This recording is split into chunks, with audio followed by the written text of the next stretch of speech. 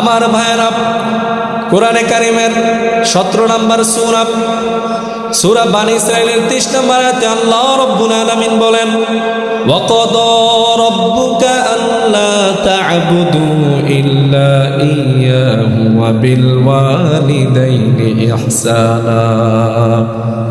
আল্লাহ রাব্বুল আলামিন বলেন, আল্লাহ রাব্বুল আলামিনের পক্ষ থেকে অর্ডার, বলে তোমরা আমি আল্লাহ ছাড়া অন্য কারো ইবাদত করবা না। আল্লাহ ছাড়া কারো ইবাদত করা যাবে? আল্লাহ ছাড়া কারো কোনো ইবাদত করা যাবে? বলে মাজারে গিয়ে সেজদা দেওয়া যাবে? কোন খাজা বাবা পীর বাবাকে সেজদা দেওয়া যাবে? আল্লাহ রাব্বুল আলামিন বললেন, ওয়া'বুদুল্লাহা ওয়া লা তুশরিকু বিহি শাইআ। আল্লাহ রাব্বুল আলামিন বলে দুনিয়ার মধ্যে যারা শিরক করে, ওই যারা শিরিক করে আল্লাহর সমকক্ষ কাউকে মনে করে, আল্লাহ রাব্বুল আলামিন বলে শিরিককারীদেরকে আল্লাহ তাআলা কখনো ক্ষমা করেন না, পড়েন নাউজুবিল্লাহ। শিরিক কি? শিরিক মানে আল্লাহর মতো কেউ আছে এটা মনে করা।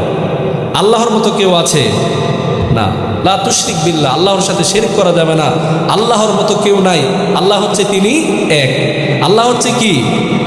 আমার ভাইয়েরা, সূরা বানী ইসরাঈলের 23 নম্বর আয়াতে আল্লাহ রাব্বুল আলামিন বললেন, দুনিয়ার মানুষ তোমরা শুধু আমি আল্লাহর ইবাদত করবা, আমি আল্লাহ ছাড়া আর কারো ইবাদত করবা না। 1 নাম্বার পয়েন্ট। 2 নাম্বার পয়েন্ট, আল্লাহ রাব্বুল আলামিন বললেন, ওয়া বিল ওয়ালিদাইনি ইহসানা। আমি আল্লাহ রাব্বুল আলামিনের ইবাদত করার পর তোমরা পিতামাতার খেদমত করবা। সুবহানাল্লাহ পড়ে। আমার ভাইয়েরা, পয়গম্বর মুসা নবীর জমানায় এক আল্লাহর বান্দা ছিল, ল্যাংড়া আতুরা। কি ছিল? ল্যাংড়া আতুরা ছিল বলে তার 2টি পা নাই। ওই আল্লাহর বান্দা পয়গম্বর মুসা নবী যখন আল্লাহর সাথে তুর পাহাড়ে, তুরে সিনার মধ্যে কথা বলতে যায় আল্লাহর সাথে তুর পাহাড়ের মধ্যে, প্রতিমধ্যে দেখা হয়ে গেল এই আতুরা ল্যাংড়া খোড়া লোকটার সাথে। ওই লোকটা মুসা নবীকে বলতে লাগলো, এ পয়গম্বর মুসা তুমি কোথায় যাও, কোথায় যাও? তখন লোকটা বলতে লাগলো, তুমি কোথায় যাও? মুসা নবী বলে তুর পাহাড়ে যাই আল্লাহর সাথে কথা বলার জন্য। সুবহানাল্লাহ। বলে কেমন নবী ছিল? তুর পাহাড়ে দাঁড়ায় আল্লাহর সাথে সরাসরি কথা বলতো। আল্লাহু আকবার। আসতে বলবেন না, জোরে বলবেন। পয়গম্বর মুসা নবী যখন আল্লাহর সাথে কথা বলতে যায়, এই ল্যাংড়া লোকটা বলতে থাকে, এ পয়গম্বর মুসা তুমি আল্লাহকে গিয়ে বলবা, বলে আল্লাহ রাব্বুল আলামিন আমাকে কেন সৃষ্টি করেছেন? বলে আল্লাহ যে আমাকে বানিয়েছেন এই মহত্ত্বটা তো আমি বুঝলাম না, কি কারণে আমাকে বানিয়েছে। পয়গম্বর মুসা নবী বলে, কেন তুমি একথা বলো? তখন আল্লাহর বান্দা বলতে লাগলো যে, হে পয়গম্বর মুসা, আমার 2টি পা নাই। আমার 2টি পা না থাকার কারণে বলে আমি নিজে নিজে একা একা চলতে পারি না। বলে কেউ যদি আমাকে আমি যদি কোথাও যেতে হয় তাহলে আরেকজন ধরে আমাকে নিয়ে যেতে হয়। বলে আমি একা একা কিছু করতে পারি না, কারণ আমার 2টা পায়ে নাই। সুবহানাল্লাহ। বলে আল্লাহ আমাকে কেন বানাইলো আমি তো কিছুই বুঝতেছি না। বলে আমার যদি ইস্তেঞ্জা ধরে তাহলেও আমাকে নখ নিয়ে যেতে হয়, ঠিক কিনা বলেন? কারো যদি 2টি পা না থাকে, এর চাইতে বড় সমস্যা দুনিয়াতে আর কিছু হতে পারে? পয়গম্বর মুসা নবীকে বলতে লাগলো, এ পয়গম্বর মুসা আল্লাহকে গিয়ে বলবা আল্লাহ আমাকে কেন বানাইছে, আমি তো কোনো কারণ দেখি না। পয়গম্বর মুসা নবী বলে, ঠিক আছে আমি তোমার কথা আল্লাহর কাছে গিয়ে বলবো। আল্লাহর কাছে যখন কথা বলতে গেলেন, পয়গম্বর মুসা নবী আল্লাহকে বলে, আয় আল্লাহ, তোমার ওই ল্যাংড়া বান্দাটা তোমার কাছে প্রশ্ন করেছে তুমি তাকে কেন বানিয়েছ। সে তো বলতেছে সে তাকে বানানোর কোনো উদ্দেশ্য সে দেখে না, তাকে দিয়ে কোনো কাজে আসে না। তখন পয়গম্বর মুসা নবীকে আল্লাহ রাব্বুল আলামিন বললেন, হে পয়গম্বর মুসা, তুমি গিয়ে ওই লোকটাকে বলবা, ল্যাংড়া লোকটাকে বলবা, বলে আমি আল্লাহ রাব্বুল আলামিন তাকে অযথা বানাই নাই। বলে আমি আল্লাহ রাব্বুল আলামিন তাকে এই জন্য বানিয়েছি।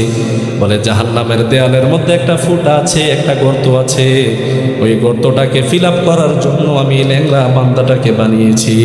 সুবহানাল্লাহ। জাহান্নামের গর্ত একটা ফুটা আছে, ওই ফুটাটা ফিল আপ করার জন্য, মারার জন্য এই ল্যাংড়া বান্দাটাকে বানাইছে। আমার ভাইরা অতীব গভীর মনোযোগ।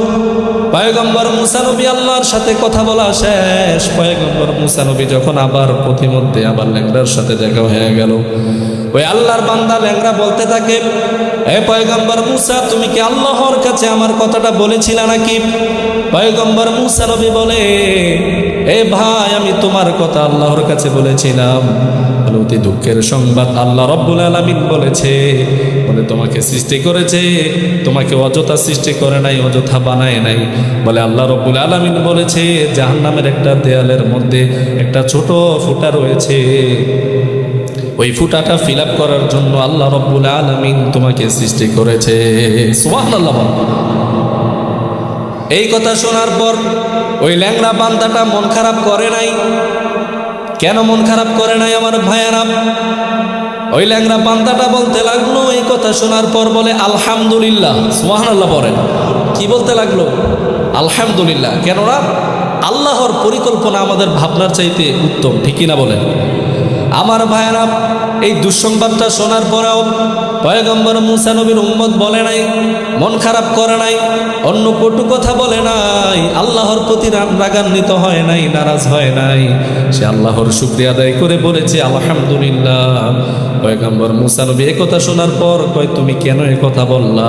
বলে আল্লাহ রব্বুল আলামিন তো আমাকে যে কোনো একটা কাজের জন্য বানাইছে, অযথা বানায় নাই। সুবহানাল্লাহ বলেন। আল্লাহ রব্বুল আলামিন জান্নাতও বানিয়েছে আল্লাহ, জাহান্নামের মালিকও আল্লাহ। অথবা আমি তো মনে করেছিলাম আমি নগণ্য বান্দা, আমার দুটা পায় নাই, আমি তো মনে করেছিলাম আল্লাহ রব্বুল আলামিন হয়তো আমাকে কোনো কাজে বানায় নাই। কেননা দুনিয়াতে আমি কিছুই একা একা করতে পারি না। অন্ততপক্ষে এটা শুনে আমি খুশি হলাম যে আল্লাহ তাআলা আমাকে অযথা বানায় নাই, অন্ততপক্ষে জাহান্নামের দেয়ালের একটা ফুটা ফিল আপ করার জন্য হলেও আমাকে বানাইছে। আলহামদুলিল্লাহ পড়ে। আমার ভাইয়েরা, অতীব গভীর মনোযোগ। আল্লাহ রব্বুল আলামিন এই কথা শুনে কি শুনে না? অবশ্যই শুনে। আল্লাহ রব্বুল আলামিনের মনটা ভরে গেল। আল্লাহ রব্বুল আলামিন তখন বলতেছেন, ফেরেশতা যাও যাও, এই মুসা নবীর উম্মতকে আমি বলেছি জাহান্নামে দেওয়ার জন্য বানাইলাম, তবুও বান্দা না শুকরিয়া আদায় করে নাই, আমি আল্লাহ রব্বুল আলামিনের শুকরিয়া আদায় করেছে, অতএব তাকে জাহান্নামে দেওয়া ঠিক হবে না। ফেরেশতা যাও, ওই ল্যাংড়া বান্দার নামটা আমি জাহান্নাম থেকে কেটে দিয়া ওই বান্দাকে আমি জান্নাতে দাখিল করে দিলাম। সুবহানাল্লাহ বলে। তুমি পিটাও সকল চাওয়া, দুদিন আগে পড়ে তোমার কাছে সকল পাওয়া, সবই তোমার তরে। ঠিক কিনা বলেন? তুমি মিটাও সকল চাওয়া, দুদিন আগে পড়ে তোমার কাছে সকল পাওয়া, সবই তোমার তরে। তোমার পথে চললে সবাই, তোমার পথে চললে সবাই আসবে যে সুদিন, তোমার দয়ায় পূর্ণ আমার সারা নিশিদিন। আল্লাহ তুমি দয়ার সাগরে রহমানুর রহিম, তোমার দয়ায় পূর্ণ আমার সারা নিশিদিন। ঠিক কিনা বলেন? এই জন্য বলতেছিলাম আমার ভাইয়েরা, বাবারা, আমার এলাকার মহাব্বতের মানুষ, বেশি বেশি শুকরিয়া আদায় করবো কার? আরো জোরে বলেন কার? আমরা তো মনে করি আমাদের এটা নাই সেটা নাই। হ্যাঁ, দেখেন, যদি আমরা যাই আছে শুকরিয়া যদি আদায় করি, নিয়ামত বাড়িয়ে দিবেন তিনি কে? আরো জোরে বলেন তিনি কে? আল্লাহর নামটা যে মুখে নেই, আল্লাহ দেখে কি দেখে না? আমার ভাইয়েরা, হাদিসের মধ্যে এসেছে, এই যে আপনারা মাহফিলের মধ্যে উপস্থিত হলেন, আল্লাহ রব্বুল আলামিন ফেরেশতাদের নিয়ে আলোচনা করে। আল্লাহ রব্বুল আলামিন ফেরেশতাদেরকে জিজ্ঞাসা করে, বলে শালিখা ইবতেদায়ী মাদ্রাসার মাঠের মধ্যে এই লাইট জ্বালায়া প্যান্ডেল করে মানুষ কেন বসে আছে? সুবহানাল্লাহ পড়ে। আল্লাহ দেখে কি দেখে না? দেখার পরেও আল্লাহ তাআলা ফেরেশতাদেরকে জিজ্ঞাসা করে বান্দার সাথে মহব্বত তৈরি করতেছে। আল্লাহু আকবার বলেন। ফেরেশতাদেরকে জিজ্ঞাসা করে, ও আমার ফেরেশতারা, শালিখা দিনিয়া মাদ্রাসার মাহফিলের মধ্যে এই আল্লাহর বান্দারা কেন বসে আছে? তারা কি চায়? আমার বান্দারা কি চায়? তখন ফেরেশতারা বলে, আয় আল্লাহ, বলে তারা আজকে শালিখা দিনিয়া মাদ্রাসার মাহফিলের মধ্যে বসে বসে কোরআনের আলোচনা শোনে। সুবহানাল্লাহ পড়েন। বলে হাদিসের আলোচনা শুনে বলে তারা জাহান্নাম থেকে মুক্তি চায়, জান্নাত চায়। আল্লাহু আকবার বলেন। বলে আপনি আল্লাহর ভালোবাসা চায়, আপনি আল্লাহকে পাইতে চায়। ফেরেশতারা যখন এই কথা বলে আল্লাহ রাব্বুল আলামিন তারপর ফেরেশতাদেরকে বলে, ও আমার ফেরেশতারা, বলে তারা জাহান্নাম থেকে মুক্তি চায়, তারা কি জাহান্নাম দেখছে নাকি? আল্লাহু আকবার বলেন। বলে তারা কি জাহান্নাম দেখছে? তখন ফেরেশতারা বলে, না আল্লাহ, তারা তো জাহান্নাম দেখে নাই। আল্লাহু আকবার বলেন।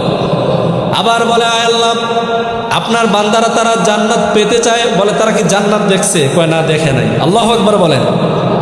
আবার বলে তারা আমি আল্লাহকে পেতে চায়, আমি আল্লাহর ভালোবাসা পেতে চায়, তারা কি আমি আল্লাহকে দেখছে নাকি?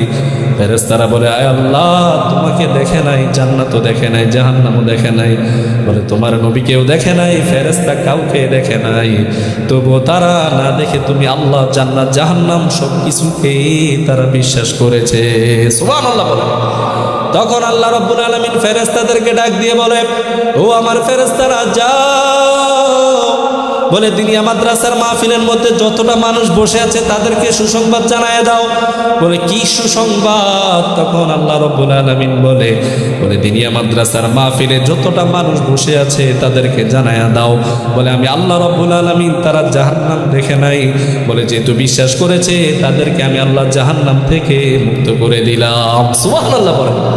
আমার ভাইরা, তারপর আল্লাহ রাব্বুল আলামিন বলে তারা জান্নাত দেখছে নাকি? বলে না, দেখে নাই। বলে যাও, আমি আল্লাহ রাব্বুল আলামিন এই মাহফিলের মধ্যে বসার কারণে আমি আল্লাহ রাব্বুল আলামিন তাদেরকে জান্নাতের সুসংবাদ দিয়ে দিলাম।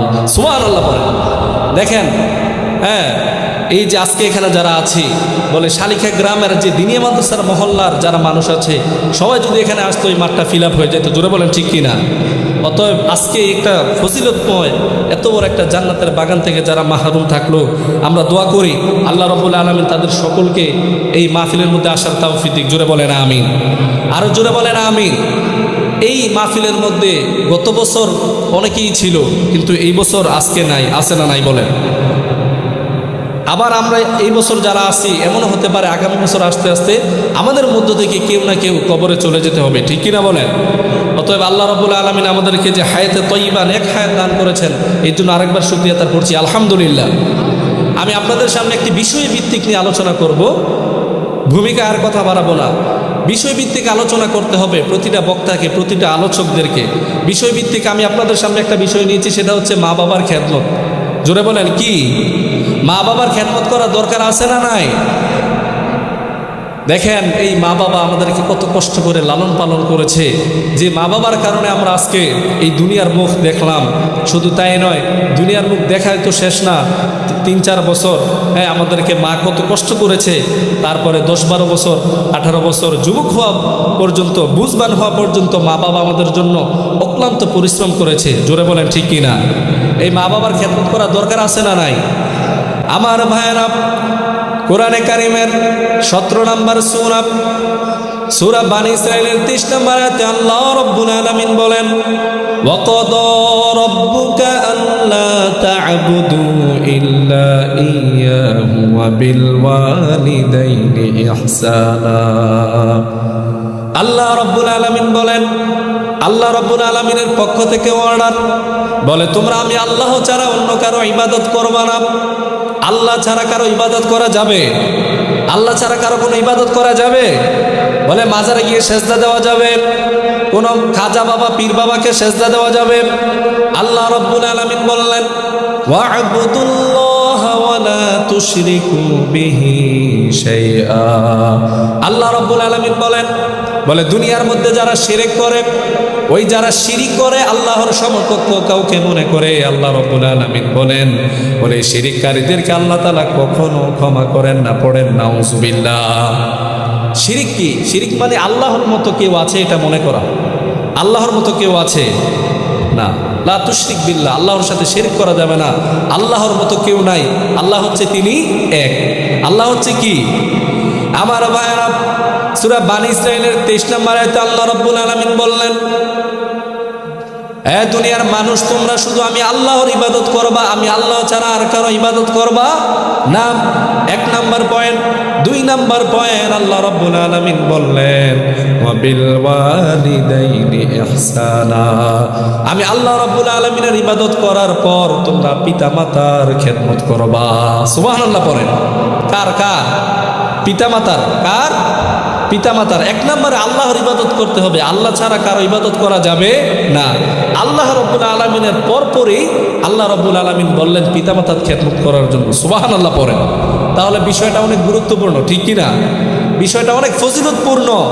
তার মানে বোঝা গেল বিষয়টা অনেক দামি। কেননা আল্লাহর ইবাদতের পরেই তিনি বলেছেন পিতামাতার খেদমত করার জন্য। তার মানে বোঝা গেল আল্লাহ রাব্বুল আলামিন পিতামাতাকে অনেক সম্মানিত করেছেন। আমার ভাইয়েরা জুড়ে বলেন ঠিক কি না? আল্লাহ রাব্বুল আলামিন বলেছেন ওয়া বিল ওয়ালিদাইনি ইহসানা ইম্মা ইয়াবলুগান্না ইনদাকাল কিবারা আহাদুহুমা আও কিলাহুমা ফালা তাকুল লাহুমা উফ। আল্লাহ রাব্বুল আলামিন বলেন এ দুনিয়ার সন্তানেরা ভালো করে শুনে নাও, তোমরা পিতামাতার সাথে সৎ আচরণ করবা, পিতামাতার সাথে ভালো আচরণ করবা, তাদের প্রতি আহসান করবা। বলে তোমরা জীবিত অবস্থায় যদি একজন পাও বা দুজনে পাও, শুধু যদি বাবাকে পাও বা পিতামাতা দুজনকে পাও, বলে তাদের সাথে কখনো কোনো বিরক্তিকর কথা বলবা না। সুবহানাল্লাহ পড়েন। পিতামাতার সাথে কখনো কোনো বিরক্তিকর কথা বলা যাবে না। অর্ডার করেছেন তিনি কে? আরো জোরে বলেন তিনি কে? আমার ভাইয়েরা পিতামাতার খেদমত করতে হবে। পিতামাতার খেদমত যারা করবে আল্লাহ রাব্বুল আলামিন বললেন আমি আল্লাহ রাব্বুল আলামিন দুনিয়ার মধ্যেও তাদেরকে সফলতা দান করি, বলে আখিরাতেও তাদেরকে আমি আল্লাহ রাব্বুল আলামিন সফলতা দান করব। সুবহানাল্লাহ বলেন। আমার ভাইয়েরা আল্লাহর নবীর একজন সাহাবী তিনি রাসূল সাল্লাল্লাহু আলাইহি ওয়াসাল্লামকে জিজ্ঞাসা করলেন আইয়ুল আহাব্বু আমালি ইলাল্লাহ, আল্লাহ রাব্বুল আলামিনের কাছে সবচাইতে প্রিয় আমল কোনটি? সুবহানাল্লাহ পড়েন। এক সাহাবী রাসূলকে জিজ্ঞাসা করলেন ইয়া রাসূলুল্লাহ, আল্লাহ রাব্বুল আলামিনের কাছে ইসলামের মধ্যে সবচাইতে প্রিয় আমল কোনটি? তখন রাসূল সাল্লাল্লাহু আলাইহি ওয়াসাল্লাম বললেন আস-সালাতু লিওয়াক্তিহা। আল্লাহু আকবার বলেন। রাসূল সাল্লাল্লাহু আলাইহি ওয়াসাল্লাম বললেন 1 নম্বরে, অতীব গভীর মনোযোগ, 1 নম্বরে আস-সালাতু লিওয়াক্তিহা। রাসূল সাল্লাল্লাহু আলাইহি ওয়াসাল্লাম বললেন ইসলামের মধ্যে আল্লাহর কাছে সবচাইতে প্রিয় আমল হচ্ছে সময় মতো 5 ওয়াক্ত নামাজ আদায় করা। সুবহানাল্লাহ বলেন।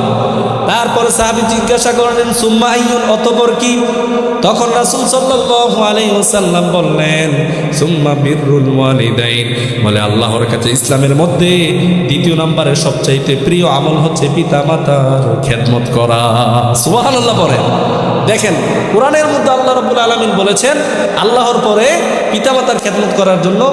সাহাবী জিজ্ঞাসা করলেন ইয়া রাসূলুল্লাহ, ইসলামের মধ্যে সবচেয়ে প্রিয় আমল আল্লাহর কাছে কোনটি? রাসূল বললেন আস-সালাতু লিওয়াক্তিহা, ইসলামের মধ্যে আল্লাহর কাছে সবচেয়ে প্রিয় আমল হচ্ছে সময়মুক্ত 5 ওয়াক্ত নামাজ পড়া। তারপরে সাহাবী জিজ্ঞাসা করলেন সুম্মা আইয়ুন, অতঃপর কি? তখন রাসূল সাল্লাল্লাহু আলাইহি ওয়াসাল্লাম বললেন সুম্মা বিররুল ওয়ালিদাইন, আল্লাহর কাছে ইসলামের মধ্যে 2 নম্বরে সবচেয়ে প্রিয় আমল হচ্ছে পিতামাতার খেদমত করা। সুবহানাল্লাহ পড়েন। আমার ভাইয়েরা পিতামাতার খেদমত করা দরকার আছে না নাই? আমার ভাইয়েরা শুধু তাই নয়, পিতামাতার খেদমত যারা করবে রাসূল সাল্লাল্লাহু আলাইহি ওয়াসাল্লাম বললেন পিতামাতার যার জন্য দোয়া করে আল্লাহ রাব্বুল আলামিন সঙ্গে সঙ্গে দোয়াকে কবুল করে নেয়। সুবহানাল্লাহ বলেন। বলে পিতামাতা যদি সন্তানের জন্য আল্লাহর কাছে 2টা হাত বাড়ায় দেয় আর যদি বলতে থাকে আল্লাহ আমার সন্তানকে আপনি বিপদ থেকে বাঁচায়া দেন, এই কথা বলতে দেরি আল্লাহ রাব্বুল আলামিনের দরবারে দোয়া পৌঁছতে কোনো দেরি হয় না। সুবহানাল্লাহ পড়েন। বলে আমাদের আপনাদের দোয়ার মাঝে পর্দা থাকে, কিন্তু রাসূল সাল্লাল্লাহু আলাইহি সাল্লাম হাদিসের মধ্যে বললেন 3 জন ব্যক্তি এমন আছে যাদের দোয়া আল্লাহর কাছে ডাইরেক্ট কবুল হয়। সুবহানাল্লাহ পড়েন। কয়জন? একটু কথা বলেন, কয়জন? 3 জন ব্যক্তি এমন আছে যাদের দোয়া সরাসরি আল্লাহর দরবারে কবুল হয়ে যায়, কোনো পর্দা থাকে না, কোনো বাধা থাকে না। 1 নাম্বার হচ্ছে পিতামাতা। সুবহানাল্লাহ পড়েন। 1 নম্বরে পিতামাতা যদি কোনো দোয়া করে আল্লাহ রাব্বুল আলামিন সঙ্গে সঙ্গে পিতামাতার দোয়াকে কবুল করে নেয়। সুবহানাল্লাহ পড়েন। 2 নম্বরে মুসাফির ব্যক্তি, কোন মুসাফির যদি কারোর জন্য দোয়া করে আল্লাহ রাব্বুল আলামিন মুসাফির ব্যক্তিকে দোয়া কবুল করে নেয়। 3 নাম্বার ওই ব্যক্তির দোয়া কবুল করে যে হচ্ছে মাজলুম, অর্থাৎ বিনা অপরাধে যদি কাউকে আমরা অত্যাচার করি, বলে বিনা অপরাধে বাংলাদেশের অনেক মানুষকে কষ্ট দেয়, আছে না নাই? জেলখানার মধ্যে আটক করে বছরকে বছর পচায় আমারে, আছে না নাই? কোনো মামলা নাই, হামলা নাই, কোনো দোষ নাই, ত্রুটি নাই, শুধু ফাও কারণে জেলখানার মধ্যে অনেক, শুধু সাধারণ মানুষ নয়, আলেম ওলামাকেও ধরে রাখছে। এরকম মানুষ বাংলাদেশের মধ্যে আছে না নাই? আমার ভাইয়েরা, এই মাজলুম ব্যক্তি যদি আল্লাহর কাছে দোয়া করে আর যদি বলে আল্লাহ এই তোমার বান্দা আমাকে বিনা কারণে বিনা দোষে আমাকে কষ্ট দিয়েছে, আমাকে জেল কাটিয়েছে, বলে আমাকে হামলা মামলা দিয়েছে। অনেক মানুষ আছে 1 থেকে 2 হলে মামলা হামলা দেয়, আছে না নাই? এই ধরনের মানুষ সমাজের মধ্যে আছে না নাই? আহা, দেখেন এই মাজলুম ব্যক্তি, এই জুলুম করছেন আপনি তাকে, সে যদি আল্লাহর কাছে আপনার নামে নালিশ দেয়, সঙ্গে সঙ্গে দোয়া কবুল করে নেয়, তিনি কে? আরো জোরে বলেন, তিনি কে? আপনি হয়তো দেখতেছেন এখন আপনার দোয়া কবুল হয় না, কিন্তু রাসূল সাল্লাল্লাহু আলাইহি সাল্লাম হাদিসের মধ্যে বলেছেন কোনো বান্দা যদি আল্লাহর দরবারে দোয়া করে সেই দোয়া কখনো বিফলে যায় না। আল্লাহ রাব্বুল আলামিন সঙ্গে সঙ্গে এই দোয়াকে কবুল করে নেয় 3 ভাবে। সুবহানাল্লাহ পড়েন। কয় ভাবে? 3 ভাবে, নোট করেন। 1 নাম্বার হচ্ছে কোনো মানুষ যদি দোয়া করে, বলতেছিলাম 3 ব্যক্তির দোয়া আল্লাহর দরবারে সরাসরি কবুল হয়ে যায়, এটার কোনো পর্দা থাকে না। আবার অন্য হাদিসে রাসূল সাল্লাল্লাহু আলাইহি সাল্লাম বললেন কোনো মানুষের দোয়াই বিফলে যায় না, সব দোয়াকে আল্লাহ কবুল করে নেয়। সুবহানাল্লাহ পড়েন। আমরা দোয়া করে আয় আল্লাহ অমুক বিপদ থেকে আমাকে উদ্ধার করে দেন, কিন্তু আমরা দেখতেছি উদ্ধার হই না, কিন্তু এই দোয়াটা আল্লাহর দ্বারা কবুল হয়ে গেছে। বলে কিভাবে? কোনো মানুষ যদি কোনো দোয়া করে 1 নম্বরে দেখবেন সরাসরি কবুল হলে আপনি বুঝতে পারবেন। 2 নম্বরে আল্লাহ রাব্বুল আলামিন এই দোয়ার বিনিময়ে আল্লাহ রাব্বুল আলামিন বলে আজকে দোয়া করেছেন, এমন হতে পারে 1 সপ্তাহ, 15, 20 দিন, 1 মাস, 2 বছর পর কোনো দুর্ঘটনা থেকে দোয়ার কারণে আল্লাহ আপনাকে বাঁচাইয়া দিছে। সুবহানাল্লাহ বলেন। এমন সময় মাঝে মধ্যে এমন সময় আমাদের মধ্যে আসে যে দেখবেন আমার সামনে নির্ঘাত গাড়ির মধ্যে অ্যাক্সিডেন্ট করে আল্লাহ বান্দা মারা গেল, কিন্তু আমি মরি নাই, বাঁচাই দিয়েছেন তিনি কে? তো আরো জোরে বলেন, তিনি কে? আমার ভাইয়েরা 3 নাম্বার পয়েন্ট, বলে কোন মানুষের দোয়া বিফলে যায় না। রাসূল সাল্লাল্লাহু আলাইহি ওয়াসাল্লাম হাদিসের মধ্যে বলেন, বলে কিয়ামতের ময়দানে যখন মানুষের হিসাব হবে, বিচার হবে, এই বান্দার আমল নামা খুঁজে দেখবে সব আমল শেষ, কোনো আমল নাই। একজনকে গালি দিছে, আমল দিয়ে দিছে শেষ। একজনের থেকে হকদার ছিল, তার জমি মেরে দিছেন, তার অর্থ সম্পদ মেরে দিছেন। এইরকমভাবে মানুষের আমল থেকে, অর্থাৎ আপনার আমল থেকে দিতে দিতে দিতে দিতে সব আমল শেষ। হঠাৎ করে একজন ফেরেশতা বেশি উঠবে, দেখবে অনেক আমল। সুবহানাল্লাহ পড়েন। বান্দা তখন আশ্চর্য হয়ে জিজ্ঞাসা করবে, ফেরেশতা আমল কোত্থেকে আসলো? আমি তো আমল করি নাই। তখন ফেরেশতা আল্লাহর বান্দাকে ডাক দিয়ে বলবে, বান্দা দুনিয়ার জমিনে তুমি শালিখা দিনিয়া মাদ্রাসার মাহফিলের মধ্যে বসে বসে আল্লাহর দরবারে দোয়া করেছিলা। সুবহানাল্লাহ পড়েন। ওই দোয়াটা হয়তো আল্লাহ রাব্বুল আলামিন ওই সময় কবুল করে নাই, কিন্তু এই দোয়ার বিনিময়ে কিছু নেক আমল সওয়াব আল্লাহ রাব্বুল আলামিন তোমার আমল নামে লিখে দিয়েছে। এই নাও তোমার আমল। আরো জোরে বলেন সুবহানাল্লাহ। এই জন্য আমার ভাইরা বলতেছিলাম, কোন আল্লাহর বান্দা যদি পিতামাতার খেদমত করে, পিতামাতা যদি খুশি হয়ে, ওই পিতামাতা যদি খুশি হয়ে সন্তানের জন্য দোয়া করে, আল্লাহ রাব্বুল আলামিন সন্তানের দোয়াকে সঙ্গে সঙ্গে কবুল করে নেয়। সুবহানাল্লাহ পড়েন। আমার ভাইয়েরা অতীব গভীর মনোযোগ। বলে একজন আল্লাহর বান্দা ছিল, সে ছিল অনেক কামেল। এই আল্লাহর বান্দা ওলি কামেল ছিল, যার নাম ছিল বাইজিদ বুস্তামি রহমাতুল্লাহি আলাইহি। তার নাম কি ছিল? বাইজিদ বুস্তামি রহমাতুল্লাহি আলাইহি। আমার ভাইয়েরা, বাইজিদ বুস্তামি রহমাতুল্লাহি আলাইহি তিনার মা একদিন রাতে অসুস্থ। হঠাৎ করে বাইজিদ বুস্তামিকে হঠাৎ করে গভীর রাতে বলতে লাগলো, বাইজিদ বুস্তামি, আমি তোমার মা অসুস্থ, যাও যাও, বলে তুমি আমার জন্য কলস থেকে 1 গ্লাস পানি নিয়ে আসো। 1 গ্লাস পানি নিয়ে আসো। বাইজিদের মা অসুস্থ হয়ে বিছানায় শুয়ে আছে। বাইজিদকে যখন এই অর্ডার দিলেন, তখন বাইজিদের মা অর্ডার দেওয়ার কারণে সঙ্গে সঙ্গে বাইজিদ 1 গ্লাস পানি আনার জন্য গেলেন। পাত্র থেকে পানি এনে যখন তার মায়ের কাছে এনেন, এসে দেখে বাইজিদের মা পানি না খেয়ে আবার ঘুমাই গেছে। সুবহানাল্লাহ পড়ে। পানি বলছে যে সন্তান এক গ্লাস পানি আনো আমার জন্য, আমি তোমার মা, আমার পানি তৃষ্ণা পেয়েছে। বাইজিদ বুস্তামি রহমতুল্লাহি আলাই পানি আনার জন্য গেলেন, এসে দেখে তার মা আবার ঘুমাই গেছে। সুবহানাল্লাহ পড়েন। এখন বাইজিদ বুস্তামি রহমতুল্লাহি আলাই বড় টেনশনে পড়ে গেলেন। তিনি ভাবতে লাগলেন যে মা আমাকে বলেছে পানি আনার জন্য, এখন আমি পানি আনলাম, এসে দেখি মা আবার ঘুমায় গেছে। বলে বাইজিদ বুস্তামি রহমতুল্লাহি আলাই কি করবে ভেবে পায় না। সে একবার ভাবে যে মাকে ডাক দেই, কেননা মার পানি তৃষ্ণা পেয়েছে। আবার ভাবে হায় রে, আমি যদি আমার মাকে ঘুম থেকে জাগ্রত করি তাহলে না জানি আমার মা আমার প্রতি কষ্ট পায়। সুবহানাল্লাহ পড়েন। এইরকম একবার ভাবে ডাক দেয়, আরেকবার ভাবে না ডাক দেই না। এইরকম ভাবতে ফজরের সময় হয়ে গেল।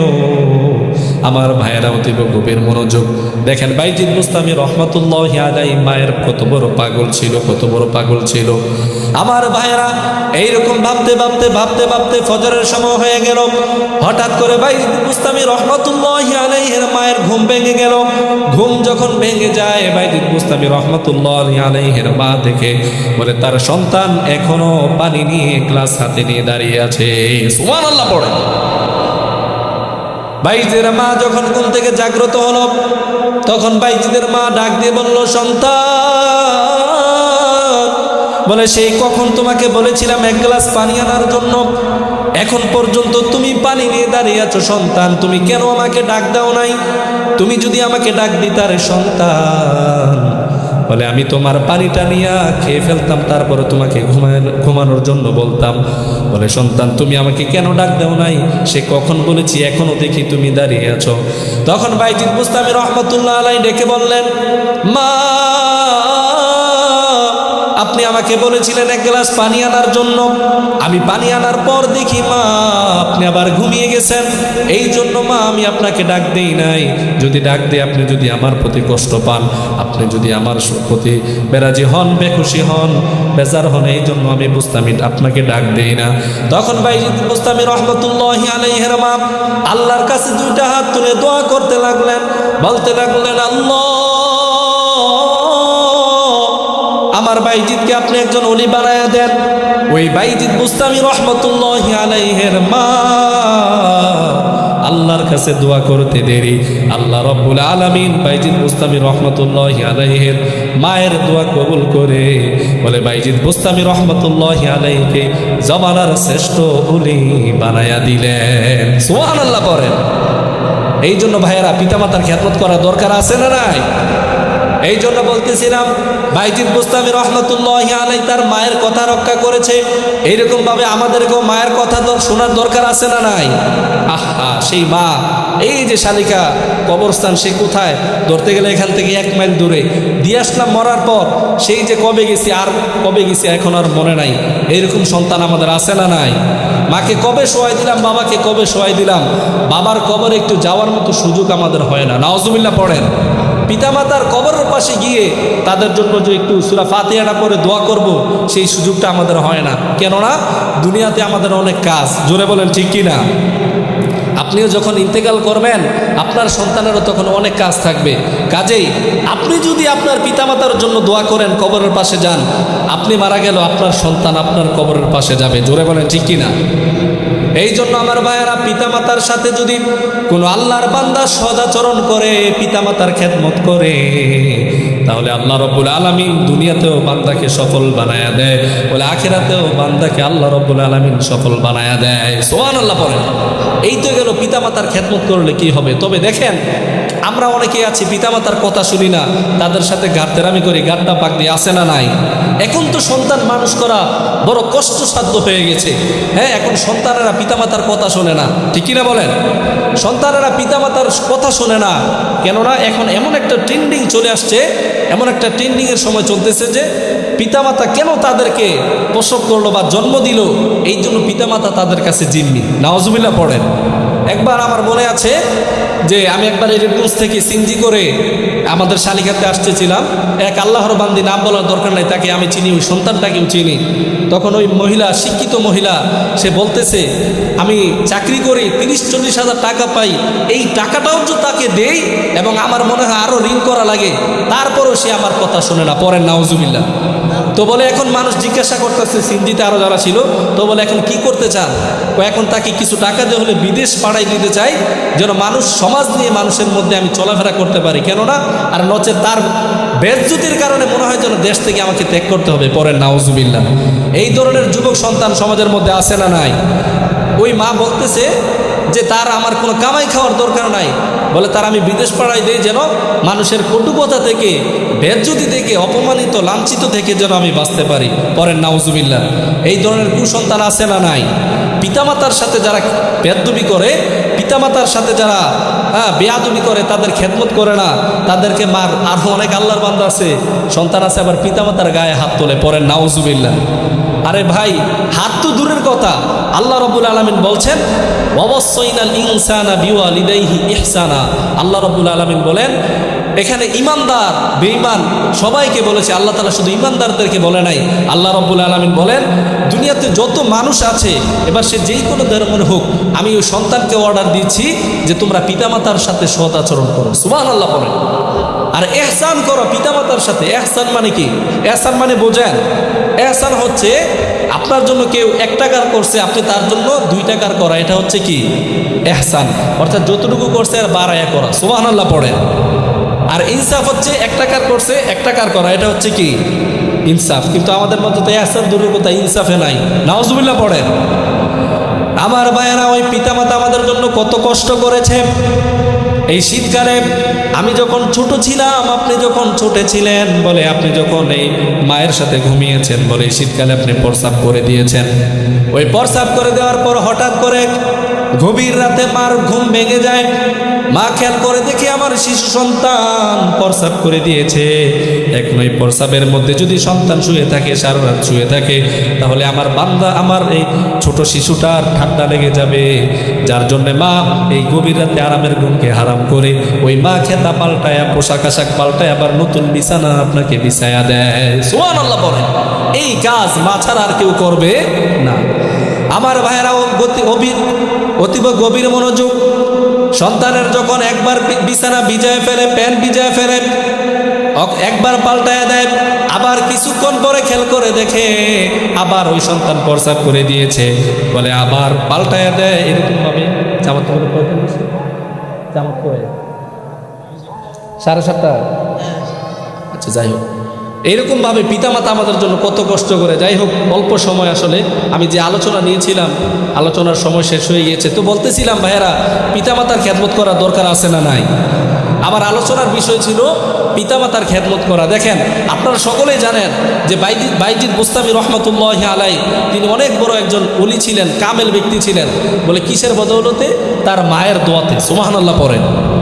এই জন্য কেউ যদি মায়ের দোয়া নিয়ে চলতে পারে, বাবার দোয়া নিয়ে চলতে পারে, ওই আল্লাহর বান্দা দুনিয়াতে কোথাও আটকায় না, সকল জায়গার মধ্যে সফলতা দান করা দেয়। তিনি কে? আরো জোরে বলেন, তিনি কে? অতএব আজকে আমার আলোচ্য বিষয় ছিল পিতামাতার খেদমত করা। আমরা সকলেই চেষ্টা করব পিতামাতার খেদমত করার জন্য। আল্লাহ সকল যুবক ভাইদেরকে কবুল করুক, পড়েন আমিন। এবং যাদের পিতামাতা আছে আমরা সকলেই খেদমত করব। আর যাদের পিতামাতা নাই, আমরা তাদের জন্য বেশি বেশি ইসালে সোয়াব পাঠাবো, কবর জিয়ারত করব, তাদের জন্য আল্লাহর কাছে দোয়া করব, আল্লাহ তাআলা যেন তাদের কবরটাকে জান্নাতের বাগান বানায় দেয়। পড়েন আমিন। আরো জোরে বলেন আমিন। আপনারা কি রাগ করেছেন? আমাকে তো বলছে 45-এ জামাত। যাই হোক, 7:30 জামাত। অতএব আমি আপনাদের সন্তান, অল্প সময় আসলে আলোচনা করতে পারি নাই। যে আলোচনা নিয়েছিলাম আমি তো ভাবছি 45-এ ছাড়বে। যাই হোক, দোয়া করবেন সকলে। আপনাদের দোয়ায় বাংলাদেশের বিভিন্ন জায়গার মধ্যে যাই, আরও বেশি করে দোয়া করবেন। আল্লাহ তাআলা যেন কোরআনের ময়দানে আমাকে আরও বেশি করে কবুল করে নেয়। পড়ে না আমিন। আরও জোরে বলেন আমিন। আমি আপনাদের সন্তান, আপনারা আমাকে সবাই চিনেন। তো আসলে আমি কিন্তু আলোচনার জন্য আসি নাই, এসেছি আপনাদের থেকে দোয়া নেওয়ার জন্য। আপনারা দোয়া করবেন। এই মাহফিলের আরও বড় বড় আলোচক আছে, হযরত আলী আনসারী ভাই এবং সুদূর কক্সবাজার থেকে আগত আবুল ফয়েজ আনসারী সাহেব, তিনি আমাদের সামনে ইনশাল্লাহ এশারের পরে ধারাবাহিকভাবে আলোচনা করবে। আমরা সকলে আলোচনা শুনবো, আপনারা শুনবেন তো নাকি? এশারের সালাত আদায় করার পর আমরা আবার চলে আসবো ইনশাল্লাহ। যদি চাটা খাই অল্প সময়ের মধ্যে কিছু নাস্তা পানি করে আবার সকলে চলে আসবো। আল্লাহ তাআলা আমাদের সকলকে কবুল করুক, পড়েন আমিন। ওয়া আখিরি দাওয়ানা আলহামদুলিল্লাহি রাব্বিল আলামিন।